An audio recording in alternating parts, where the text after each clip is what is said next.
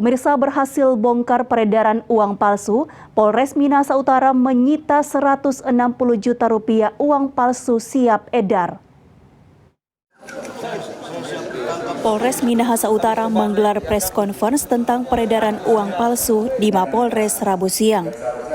Pengungkapan kasus ini berawal dari kecurigaan petugas sebuah SPBU di Minahasa Utara yang menerima pembayaran senilai 300.000 pada hari Sabtu 9 Oktober silam. Pihak kepolisian langsung menindaklanjuti laporan masyarakat tersebut dan mengamankan tersangka pengedar uang palsu dengan barang bukti senilai lebih dari 160 juta rupiah. Tersangka SM usia 46 tahun awalnya mengenal sindikat pengedar uang palsu dari Pulau Jawa saat berada di Solo.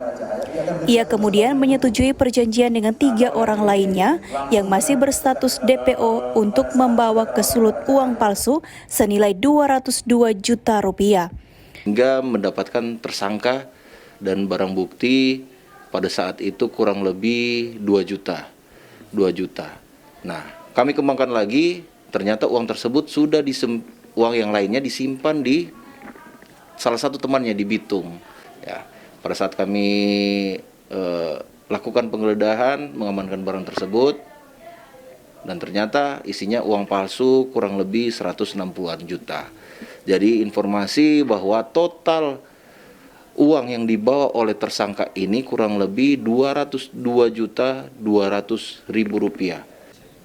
Jadi uang palsu ini sudah sempat beredar, ya, kurang lebih 30 juta rupiah. Sudah beredar ke toko-toko kecil, pasar-pasar, sudah sempat beredar. Dan ada beberapa juga sudah kami amankan, termasuk barang hasil pembelian menggunakan uang palsu tersebut.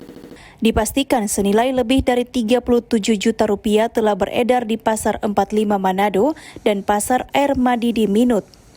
Saat diwawancarai awak media usai press conference, tersangka yang berprofesi sebagai pendeta ini mengaku jika uang 300.000 untuk pembayaran di SPBU adalah berasal dari laki-laki berusia sekitar 20 tahun yang merupakan partner sesama jenisnya dan tidak mengetahui bahwa ia telah dibayar menggunakan uang palsu. Queen Simatau melaporkan untuk Kawanwa TV.